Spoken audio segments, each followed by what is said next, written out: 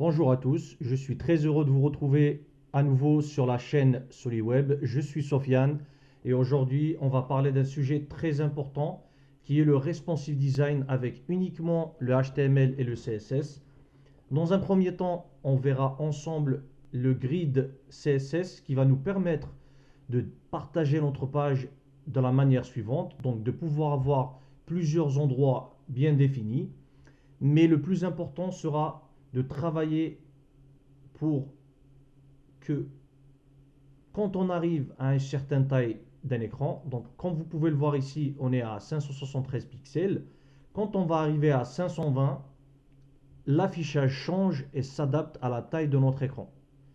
Voyons tout ça après le générique.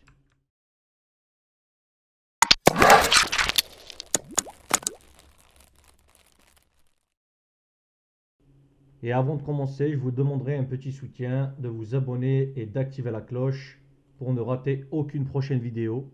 Mais aussi de lâcher un petit j'aime sur la vidéo, ça fait plaisir, c'est la récompense. Allez, sans trop plus tarder, entrons dans le sujet. Alors, commençons d'abord par comprendre le découpage de notre page.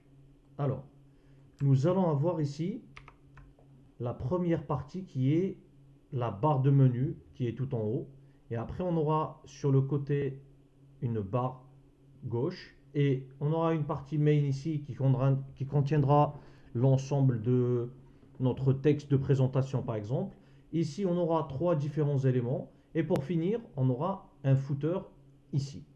Ce qui sera la même chose pour la partie affichage dans un smartphone. On aura les mêmes éléments, mais disposés d'une autre manière. Ce qu'il faut savoir, c'est que on doit d'abord découper notre maquette en colonnes et en lignes pour pouvoir ainsi les mettre en place avec les grilles CSS. Donc on remarque ici qu'on a 4 colonnes pour afficher notre page qui sont de taille similaire. Il faut bien garder en tête que les tailles sont très importantes. Donc ici, on a des colonnes de taille identique. Par contre, pour les lignes, on en a 4, mais de taille complètement différente. On voit bien que celle-ci fait à peu près 3 fois la taille de celle-ci, et celle-ci doublement de celle-ci, et celle-ci c'est la moitié de celle-ci, à peu près. Donc on va dire que 1, 2, 3 et 4 lignes de taille complètement différentes et 4 colonnes de taille identique. Pareil pour l'affichage mobile, on a 7 lignes de taille complètement différentes. On a celle-ci et celle-ci qui sont de taille similaire. Celle-là, les 3 éléments qui sont de taille identique. Et pour finir, le footer. Alors, on commence par la mise en place. Donc, on va créer un nouveau dossier. On va le créer dans le bureau. Responsive CSS.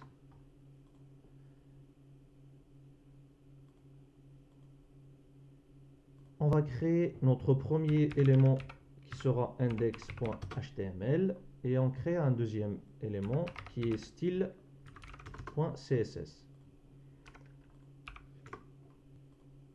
Alors, on commence par HTML5, comme ça on aura notre structure HTML. Ici, on va l'appeler responsive CSS grid design. On enregistre, pareil. Donc ici, dans la partie body, on aura on aura un ensemble de divs pour pouvoir avoir cette structure. On va avoir déjà une première div qui va s'appeler container. Et à l'intérieur de ce container, qui veut dire conteneur, on aura une première qui va s'appeler nav. Donc, on va l'appeler navbar. On aura une deuxième qui est main. Et à partir de ce moment-là, on aura différentes classe CSS, donc sidebar pour la barre latérale. Et après, on aura first element pour le premier élément. Donc là, c'est des duplications. On aura second element et third element. Alors, je suis désolé pour les nommages en anglais. J'ai l'habitude de nommer de cette manière. Donc, pour finir, on aura notre footer. Donc, footer. On va sauvegarder. On va aller ouvrir ce fichier. Donc, on va aller dans responsive CSS et on double-clique. Donc là, on voit bien que on a oublié d'écrire des éléments ici. Donc, sidebar, first element, second element et third element. Donc là, on revient, on actualise. On voit bien qu'on a l'ensemble de nos éléments. Pour pouvoir travailler d'une manière optimisée, on va les afficher côte à côte pour voir le changement. Donc, on voit bien qu'on a tous les éléments ici. On va commencer déjà par insérer notre CSS.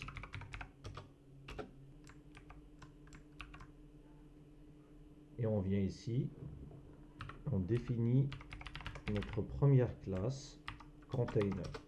Et là, on va faire display grid.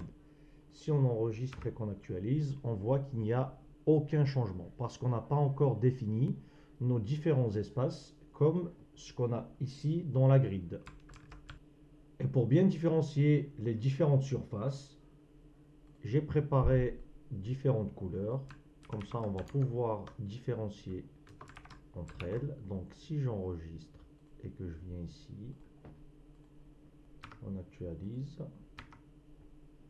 Rien ne s'est passé. Alors, regardons pourquoi. On a bien... Ah, c'est pas source, c'est href. Donc là, on enregistre, on actualise. On voit bien les différentes couleurs de chaque surface bien déterminée. Donc, prochaine étape, on va d'abord donner un height à notre container, donc conteneur, pour avoir un affichage meilleur. Donc là, on va prendre toute la hauteur de la page. Et là, on va commencer à définir nos différentes colonnes et nos différentes lignes comme ce qu'on a vu ici. Donc, on vient ici, on va faire grid template columns. Donc là, on va définir les colonnes. Un FR. Là, l'unité de mesure, c'est FR. Pour dire, on prend une unité pour chaque colonne. Donc là, le browser va prendre notre espace width, il va le découper en 4 et va donner à chaque colonne la même taille. Donc, deuxième point, c'est grid template row. Là, on avait dit que la première ligne, elle est très fine et après, on agrandit un petit peu. Donc la première, on va lui donner 0,2 FR, puis on va faire 1,5 FR, puis on va faire 2 FR, puisqu'on voit ici que la troisième est plus grande que la deuxième, et la dernière à peu près équivalente à la première, donc on va dire 1 FR, puisqu'on voit qu'il y a une petite différence entre les trois. Donc là, on a fini. Si on vient ici et qu'on actualise, on voit bien qu'il y a un premier changement. Ça veut dire que la première des choses qu'il a fait, c'est qu'il a créé les colonnes et qu'il a inséré les éléments consécutivement de gauche à droite. Donc là, on a un premier résultat. Ce qui nous reste à faire, c'est définir grid template areas. Donc là, on va définir vraiment les surfaces qui vont correspondre à ce qu'on a comme affichage ici. Donc là, on a notre navbar qui prend la première ligne, toute la première ligne pour les 4 colonnes. Donc là, on va définir la première ligne qui sera navbar et on va le répéter 4 fois parce que chaque fois représente une colonne. Donc là, ça sera pour chaque ligne entre côtes. Donc là, on aura 4 lignes. La deuxième ligne sera la sidebar en premier. Sidebar. Donc là, on voit bien que pour la première ligne, on a dans la première colonne sidebar. Après le reste, c'est le main. Donc là, sidebar. Après main, main et main. Troisième ligne. Donc on a sidebar en première. Puis, d'ailleurs, sidebar, c'est la même chose pour la dernière ligne. Donc, on va mettre sidebar pour la première colonne aussi. Après, on a first element. Donc là, on va prendre first element. Après, second element. Et pour finir, on aura third element. Donc là, ça veut dire que la troisième ligne, on aura la barre latérale, puis premier élément, deuxième élément et troisième élément. Pour finir, on aura donc la partie footer. Donc la dernière ligne sera constituée du sidebar, comme vous pouvez le voir ici, et de 3 colonnes de footer. J'actualise et je viens ici. Rien ne sera changé. Pourquoi? Parce que pour le moment, le grid ne connaît pas c'est quoi cette surface navbar. Pour ce faire, on vient ici, on va définir pour chaque classe CSS ce qu'on appelle la propriété grid area. Donc là, on va faire grid area et là, on va le nommer navbar. On va faire la même chose pour l'ensemble de nos éléments.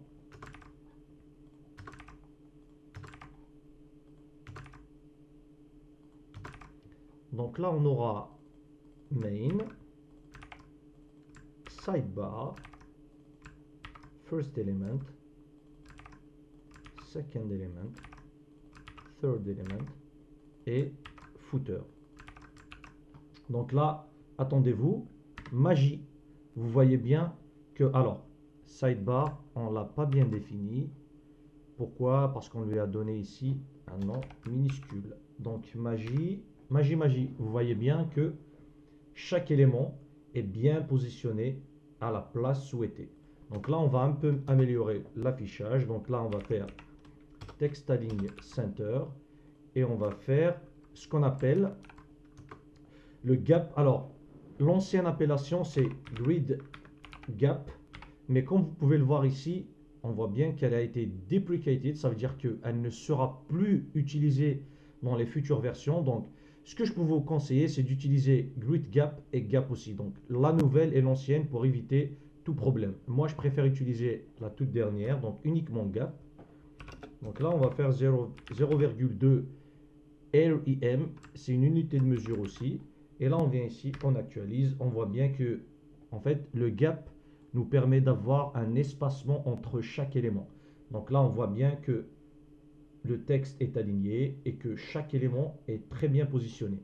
Donc là, si on essaye de réduire la taille de la fenêtre, il n'y a rien qui se passe. Il y a juste la taille qui change, mais on n'a pas un affichage qui s'active pour s'adapter à la taille d'un smartphone comme ce qu'on a ici. Donc, il nous reste une chose à faire. C'est la magie de @media only screen and, et là on va définir max width et là on va lui dire 550 pixels. Qu'est-ce qui va se passer ici? Ça veut dire que à partir du moment où la taille de notre fenêtre atteint, comme vous pouvez le voir ici, on a la taille qui s'affiche en temps réel. Donc là, quand on va s'approcher de 550 pixels, ça veut dire à partir de ce moment-là, par exemple, on aura un autre affichage, l'affichage smartphone, qui sera appliqué à notre fenêtre. Donc on va reprendre uniquement le container ici.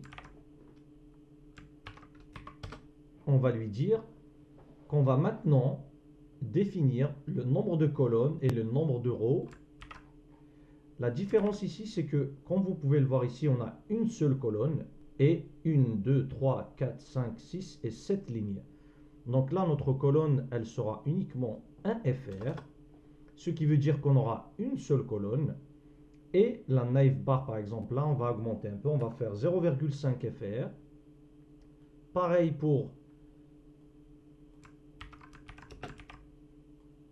la sidebar, donc on va faire 0,5, après on aura 1,5 et là on aura 1 FR pour chaque élément, donc 1 FR, 1 FR, 1 FR, donc un élément, deuxième élément, troisième élément et footer, on va le laisser aussi 1 FR. Donc là il va nous rester à faire grid template areas. Donc là, première ligne, ça sera quoi? Ça sera notre navbar. Donc on prend l'espace et on le met ici, navbar. Deuxième colonne sera quoi? Sera le main. Non, ça sera le sidebar. Donc on aura sidebar. Donc comme vous pouvez le voir ici, navbar et sidebar, on leur a donné le même nombre, la même taille. Donc première ligne, deuxième ligne, troisième ligne, quatrième, cinquième, sixième et septième. Ce qui correspond à cette ligne ici. Donc sidebar. Puis on aura le main. Donc la main. Après on aura nos trois différents éléments. Donc first element.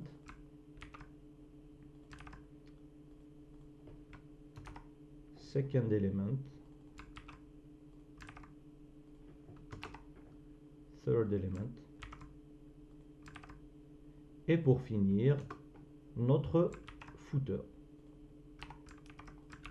Donc là, on revient ici, on actualise et magie.